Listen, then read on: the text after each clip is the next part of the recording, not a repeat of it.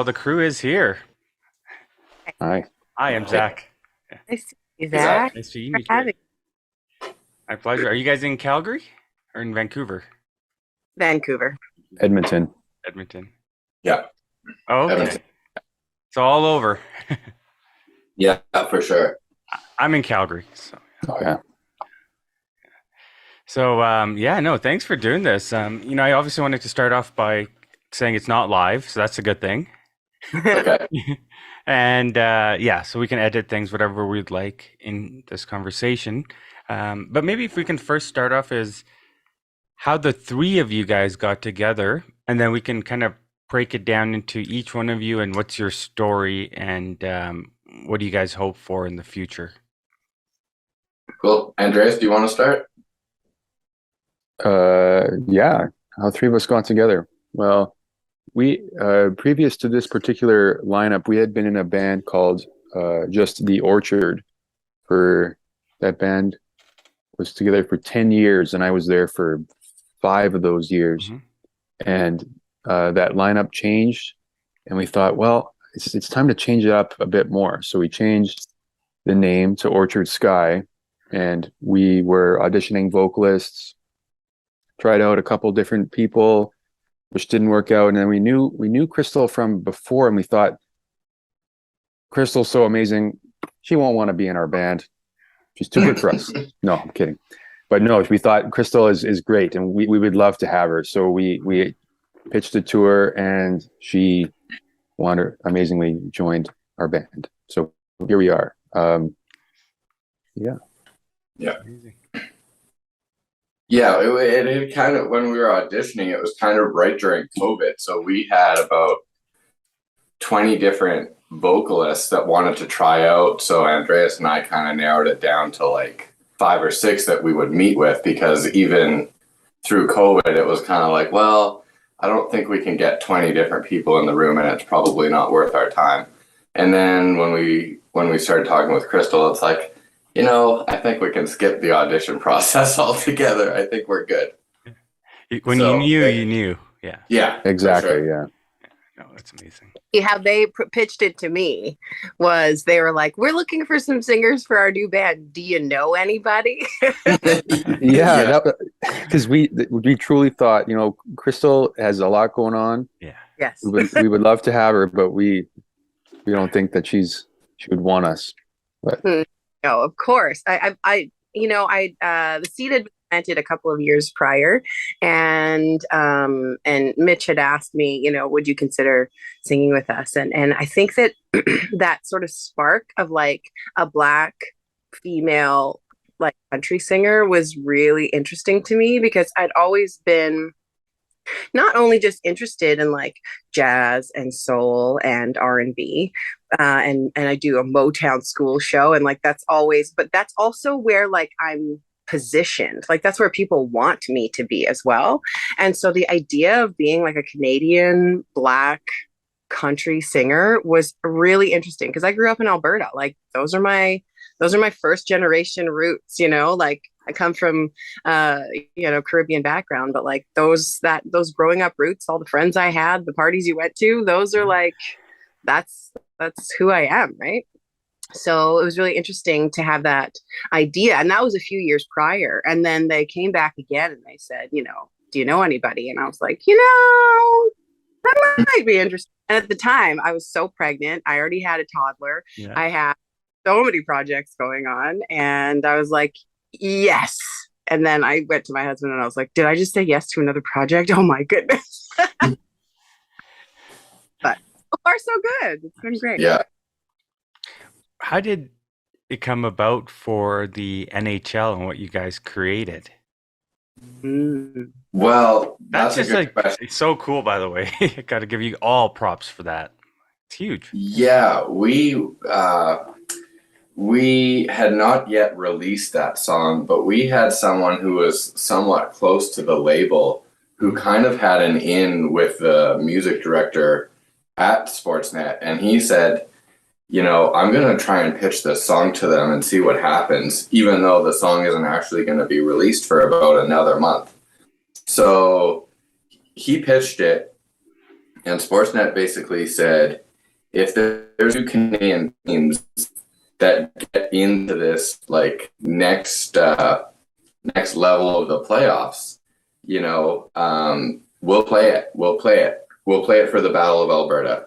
And the Calgary game that they had to win was Game 7, and it went to overtime. And then they managed to get the goal. And I think I scared the neighbors a little bit because I was like, I can't believe it. I think that in this kind of career, there's so much hustle and trying to get things to happen, or just letting them happen naturally, that when something authentically real like that happens, you go, holy shit. Like, those things only happen every so often, especially for an independent artist, that it actually packs a punch. Mm-hmm. You almost realize your stars are starting to align, right? Things are happening, and you're like, holy shit, that hard work that we just have been doing for our lifetime, pretty much, grooming ourselves. These are those moments where you can shine, finally. Yeah. And people say, oh, it's your first single, that's great. And it's like, well, it is our first single as a band, but we all have independently been working on this for a long time. Most oftentimes people don't see what's behind the scenes and all the songs you did write, or you guys have tried, or music or instruments you have played before that weren't the ones you liked. And it's a trial and error, and those late nights, but you wouldn't trade it for the world, would you? I don't think so. It wouldn't no. It would Go ahead. have that kind of experience. If you don't have that kind of background, then your perspective is, you're new, you're fresh, you're green, right? Like, once you have 10 years of experience doing it and grinding and knowing what's good and what's not good, knowing what you want, what you don't want, that's when you find moments, because you finally reach the place where you've kind of brushed away the dirt, and then there becomes the diamond, right? Oh, for sure. For each of you, where do you guys find inspiration for your music, and then also inspiration through perseverance when if that single had not gone out or got noticed, would you have still had that same fire and drive, or would you have been discouraged? And in this industry, or any industry, that you put your own self out there, your own talent and skill, and that discouragement, unfortunately, we do take it to heart. How do you put a shield between yourselves to not have your emotions go through such roller coasters of peaks and valleys? For me, I think that comes down to just believing in your project and enjoying the music that you're making. It's a really tough situation when and this isn't where we are, but when you're thinking, okay, what kind of song do I need to write to be successful? And then you put out a song like that and it's still not successful. That's when it starts to hurt. But I think if you believe in what you're doing as a project or as a group, and you like the way things are going artistically, that can be enough when the rejection comes, that you go, you know what? I don't care. I like it and I believe in it. Mm-hmm. Yeah, I think of a Jerry Seinfeld, I think it's Jerry Seinfeld quote, where someone asked him, what do you do when you're bombing? And he said, have faith in the material, right? You know that the stuff that you're making is good. There might be other things out of your control that are the reason why it's bombing, perhaps, something to do with the venue or other people's perception of whatever. But, I have belief in our material. So for sure, I put it out there. This is good. I know that it's good. Mm-hmm. Other people might have different opinions. That's fine. But I like it. Here you go. That's what matters. Yeah. There's an exchange of energy when you're giving this music and power to the audience, and vice versa. When it's in sync, isn't that a beautiful feeling? Oh, Yeah, absolutely. Right? Whether it's acting or music or anything you're doing back and forth on stage. Yeah. I think that's the most cool. That's what really keeps me performing. That transactional energy of having the audience really get it or enjoy it, whether that's that they're dancing or whether it's that they're just so quietly listening and you can hear a drop in the room, whatever it is, you know that it's happening and you feel it. And like you say, with acting, with any kind of performance, a magical moment, in my opinion. I was at the CCMAs this past week doing some work with them.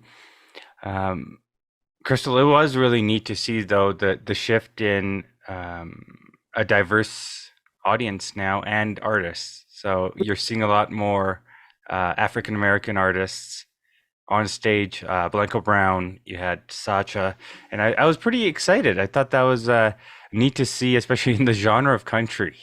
Yes, it's huge because it's been monopolized for so long.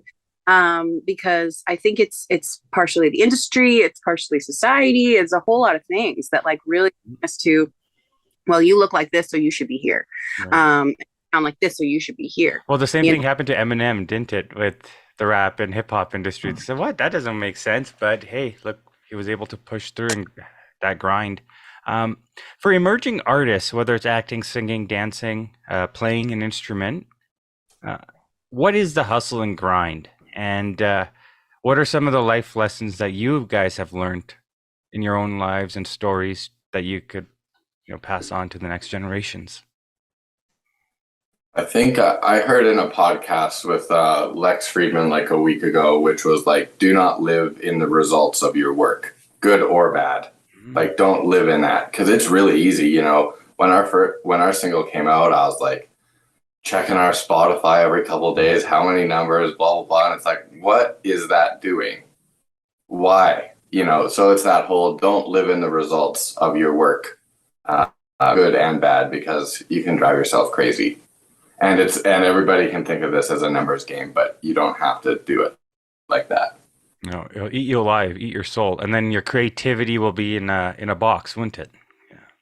Yeah. On a similar note, I think stay positive, especially being in a band with people, and you put yourself in a small room with the same people a lot. If you adopt a negative attitude about why are we here, what are we doing, and it sort of seeps into the vibe of everybody, and then it really can ruin the whole experience, right? So stay positive, and that the positivity is infectious also. Mm-hmm. And if you're having a good time, you get better results and everything. So, even if things aren't going the way that you want them to, it's not going to get any better if someone is in the room poo-pooing everything, so everyone has to, stay positive, keep it going. Yeah, I agree with both of you guys. That's amazing. I think I would say the hustle for me is perseverance. It's just like one foot in front of the other, good day or a bad day, feeling creative or not, just like making sure that you're continuing to go, not getting stuck in the mud, and not taking no's as rejection, but as launch pads for how do I get better. So it's like always just constantly reviewing and again, staying positive and not sitting in your old work, or sitting in the results of it, but just always moving one step in front of the other. I think that's the grind for me. For sure. What was the outcome and received messages that you guys got after that song was released? Oh, I would say it's mostly been positive. I mean, we personally, I've never been a part of like releasing just a straight up party song. So the fact that it was ending up on like the drinking songs playlist and the cottage country playlist, it kind of went to all the spots that a song like that should go. I mean, I don't want to talk for the rest of the band, but to release endless just party songs, I would burn out of that because it's not really who I am. But it is fun, and it was a fun first release, so I'm happy with how it's gone. Mm-hmm. Yeah, for sure. What makes you tick, Mitch? Oh, I don't know. Lately, for me, it's been just like turning on songs that like rip my heart open. Mm-hmm. I've been listening to guys that are kind of country, but not like radio, like Zach Bryan and Tyler Childers, and the lyrics are just so conversational, and it feels good to be sad when you listen to stuff like that. And lately that's what's been making me tick, is like stuff like that where it's like, oh, you know. Yeah, isn't there comfort in sadness though? Just like joy? I think so, especially when it comes from art, music, or film. I just want stuff that actually grabs me. I don't want stuff that's halfway there in its intention. No, you want it to move you and Yeah. create a feeling, a sense of something. Yeah. Yeah, if you can like live inside the world of whatever that song is saying, whatever, you could be feeling a different emotion and then you turn that song on and it's making you feel a certain way. That's what I live for, I think. Yeah. What about yourself, Andreas? Yeah, I'm very similar in that way. I listen to a lot of music that, as Mitch just described, but then I also listen to a lot of instrumental music, a lot of classical music. But I guess for similar reasons. I guess it all boils down to the same thing. Right. When I was young, no, I guess we're all young. I would listen to a lot of music purely for, technical reasons. As an instrumentalist, I think we often get caught up in being a technician, which I think is good because you kind of have to get your act together technically to do the thing. But I think, from experience and all of these things, and after, playing for a long time, you know other avenues for your own what you really want, and that it's not a technical thing. What am I trying to say here? You know what I'm saying. I know what you're saying. The people get it. We get it. Yeah. If you know, you know. Yeah. Krystle, we were talking about feelings through art and how art moves people, and whether it's sadness, there's also comfort in that when it's good art. Absolutely. I mean, especially when it's sadness, I think that people are able to say, I'm not alone in this, that's the perfect tool or the key for when you're listening to a sad song, that you're like, I'm not the only one, somebody else feels this, they get it. And especially, when you're happy, you're happy. You can tell that everybody's happy, and you can be in a crowd and be super happy, but you can't necessarily be in a crowd and be super sad. And I think those are the moments, the intimate moments, where music and sort of gives you a warm embrace. And that's kind of the magic of the feelings of music. And I think for me as a vocalist, it's always been about feeling. Like, you have to feel it, because I'm also an actor and yada yada, but like, it's all about just channeling that emotion. And what attracts me to music is, a quality of a voice or a feeling or a mood that's created. And I think that all contributes to the end game of like relatability and feeling. And like Mitch said, when you can listen to a song, you're in it, you can really feel like you're in that situation. That's magic. As an actress and someone that's, a musician as well, how do you kind of build that self-confidence without tearing yourself down? Because we all know you try and get a role, you don't get the role. Well, that takes a shot at our ego, our self-confidence. How do you start realizing, okay, this is just a career. This is not always me. Sometimes it could be what they're dealing with. Same with the audience. If people are going out there for the first time, you look out there, some people are not smiling, but those are the most engaged individuals. Yeah, absolutely. I agree. That's the work. That's where the experience comes in. That's like the grind of like, you get 90 no's, you get 10 yeses, right? And I think that's where knowing that, in at least the acting perspective and acting coaching, people say the audition is the job. Then the actual booking is the bonus, And so it's about boiling it down to the craft, and knowing that you're doing a great job for the actual art itself, like the craft of it. And it's not about winning the role, and it's not about, because maybe they just wanted, a Latina person, or rather than a Black woman, like it could be that black and white, literally or figuratively, Yeah. And it can just be something that, you have, like you say, you have no control over. So it's meant learning that over and over and over again, and knowing you've done the work that probably was pretty amazing, or maybe just needed a little tweak here, and I'll learn from that. It's really making that your toolbox rather than I was rejected. That was a no. It's against me. It's all about language and perspective and how you view that sort of, or the game. The game, yes, of life.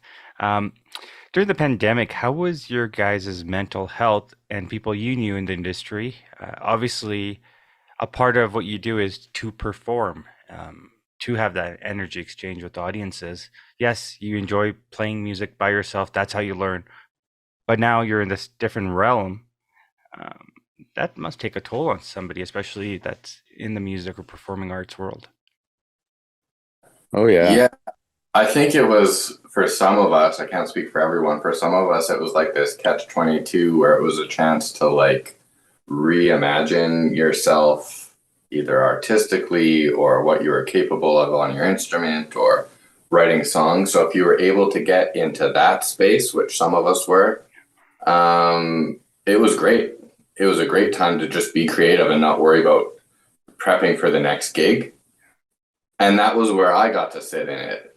But a lot of people, maybe people that were gigging more than me or gigging was their only thing they were doing. It's like, I know some people kind of lost themselves or newly found that they had ADHD or like things like that were happening, No, for sure.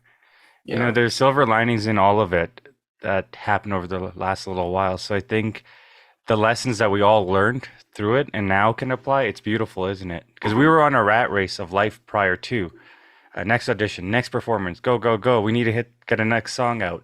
But now, like you said, you sit in what you were doing and you can kind of find beauty in that. What about for yourself, Andreas? How was it? I'm similar to Mitch. I still had lots of things going on. I felt pretty good to stay at home and practice, and recorded some records remotely, which I love. I think recording remotely is great. Some people, being in the room with people and recording is also, a whole thing, but I like doing it at home too. So overall for me, it was good, I think. I know tons of people, tons of friends, I'm sure Krystle and Mitch are the same, where they really reevaluated their life in music and they got out, which I think is great for them. I talk to them, I'm like, good for you, because they realize what makes them happy or what they want to do.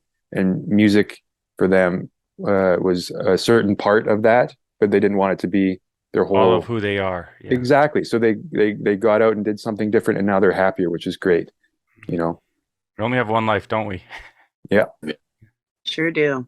Yeah. I mean, in Vancouver, we lost a bass player who, sort of was in the industry, and I'm sure many more people to mental health sort of issues. And it was very sad.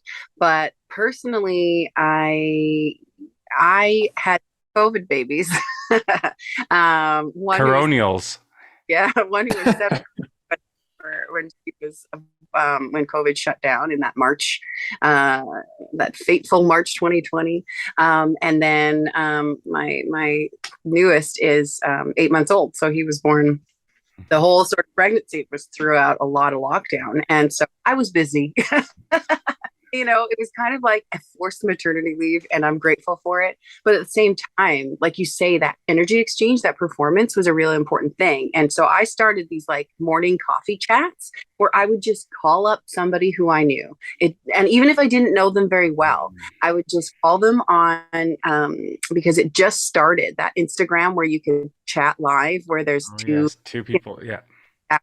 And so I was like, I'm going to do these chats in the morning and just connect with people. And and I had all these silly flashcards where I was like, what did you make for breakfast today? What have you been cooking? What are you hoarding? Because that gave me the community that I desperately still needed. And then I have a show that I do monthly. And of course, that wasn't happening. And so I did them every week. And it's called Underneath the Harlem Moon. So I'd bring in two singers to come virtually share the screen with me. And they just sing to karaoke tracks. And we figured it out. But people, usually only like 10 or 15 people, would come and share their glass of wine and listen to a song. And to me, that was so magical and connecting, and that energy really stayed alive because of those moments. And then of course life started getting busy and I had to trail that off and transfer it back to the live in-person stuff. But it was a real beautiful snapshot and memory to have had that experience in the midst of all of this bizarre stuff too. All the things that we are thankful for and grateful for, right? It's our perception. Or what do you want to do? Do you want to stay in a negative mindset or a positive one? So that's beautiful that you're able to do that. Yeah, it is life, isn't it? Just that mindset is like the key to figuring out life. Oh, yes. When you guys went out for the first time, whether it was for yourself, Krystle, in acting or music, performing, was it nerve-wracking to feel the energy again, the audience again, whether 20 people at a pub or 200 or something? Oh yeah, I think even still, it packs more weight when you go out. You can just feel it. Like, I don't think that extra bit of magic post-COVID has yet gone away. No. So it's pretty great, especially like, some people go their whole life and they'll go to 2 concerts or whatever. Maybe that's not their thing, but whatever the thing is, that includes a live performance that's happening right there, stand-up comedy, whatever. I still feel like there's still some extra magic in there that wasn't there pre-COVID. So do you think it's the love is higher? Not to be hoaxy pokesy, but yeah, I do. I would say that is correct. Mm-hmm. Yeah. Like people now realize the meaning of connection, I think a little more than they did. Yeah. I think so. Yeah. Have you guys noticed though, when you guys are performing or out and about, there's only so much energy you have, and then you're like, I just need to go back home now. Yeah. I don't know what happened. I swear I could go to the after party and after party prior, but now I'm just, okay, concert's done, time to go home. Yeah, me too. Yeah, and I'm way better. Well, I was good at it before, but I'm better at it now of saying, okay, I'm done, goodbye. And then I walk out. That is a thing though, right? Because back then you'd think, oh, well, we got to hang out together. It's the community. We got to continue on. And it doesn't serve you internally as an individual, does it? No, and at a certain point, after enough drinks have gone around for either the people in the audience or some of the band or whoever it is, it's just like, at this point, we're not serving anybody by sticking around here any longer. Yeah. And you just kind of feel when that is. Yeah, and it's an instant shift, right? Oh, yeah. Yep. That's funny. Yeah, it's true. What do you guys see for the near future? What do you guys hope for, say, 5 years from now for each one of you individually or as a band? So are you guys still a band now? Because if you two have moved on, okay. Yeah, the 3 of us are the band. No, because you said that Mitch and Krystle now have moved on from music. No. Other people. I'm thinking of other people that have moved on from music. Not Mitch and Krystle. Okay, I was like, yeah. Okay. No one's, or unless they haven't told me, Mitch, you quit? We're probably about the last 3 to give up on that, I think. Okay, how about this? Why the Orchard Sky first? And then we'll get to that question. Then I think we're good. Yeah. Why what? Or the name. Oh, why the name Orchard Sky? Well, the orchard just never really felt in, like, I can say this because I had came up with that name, so I can say this without hurting anyone's feelings. I thought that name was like a cool start, but Orchard Sky, it's just like reminds me of like the prairies, and when you go north, like this, even in BC, like the skies just kind of crack open. It was really more of like a chance to use a bit of your own imagination in terms of what that would mean to you. And I really like those kind of band names that are open-ended, like what does that mean? You look around, and when you type in Orchard Sky, it's this band that comes up, not 30 other bands. So that was another part of it. On my end, it's just a matter of being able to use your imagination, I think. And as Albertans, I love that you pay homage to the prairie skies. So that's amazing. Yeah, it's still, I was up in Grand Prairie last week gigging, and I thought the skies were pretty open here, but you go north in Alberta and they really crack wide open. So. Oh, yeah. Yeah. Awesome. So I guess 5 years from now, where do you guys see the band or hope the band is and yourselves individually? We'll put this as a digital time capsule. Okay. Keeping busy, making new music. We always go into the studio, and then we leave the studio and we go, well, I hope we can continue to do that. Right, because the studio is, not cheap.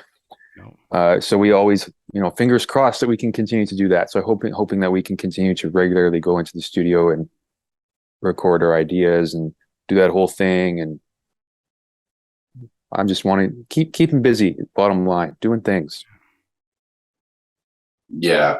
Just that we have like a vehicle right now for our creativity. So when we write songs and stuff, or we have an idea for our live show, there's a place for it to go. You mean digitally, like on Slack or something like that, like a Google Drive? No, I just mean like just as a thought. Yeah, okay. There's a place for it to go in this band versus I've been in spots where I'm bandless or I'm trying to sing on my own, and it's like it just doesn't feel the same when it's all about you, or you're wearing a t-shirt that has your own name across it, or things like that. It's nice to have a collective group of people who want to be creative together. So being able to keep that moving, however that goes, is something I'm very grateful for. For sure. Yeah, that's a good point. Like when it's all about, I got really tired. I'm burnt out of the Krystle Dos Santos game. And I was like, can I just do something that's not about me and promoting myself? Because it's hard to separate yourself as a brand from the person sometimes. And it can really get exhausting. And then that's when I joined a choir a few years ago. And so I find this to be a very similar outlet to that, where it's like, it's a beautiful expression of art outside of yourself within a team that kind of spreads that pressure or whatever it is into a more manageable bite-sized portion. In terms of a 5-year plan, though, I'm all about the stage. Like I am the performer of, of the music world, and I love being on stage. So for Orchard Sky, I want to see us on some big country stages. I want to see us opening for some big country artists and really taking the energy that we brought from the album and recorded all separately, by the way, and I want to see us together and really again, exchanging that energy with the crowd and getting them to sing with us. To me, that is magic. And that is the top thing that I could hope for in the next 5 years. I appreciate it. Well, thank you everyone for your time today. That was amazing. Thank you. Yeah, that was great. Great questions. Yeah. Perfect. Well, looking forward to you guys meeting you guys soon, and hopefully even if it's a pub or somewhere you guys are at, we'll get together. Yeah. Next time we play in Calgary. We're just about to announce a couple gigs. So okay. Awesome. Thanks, Zach. Thank you.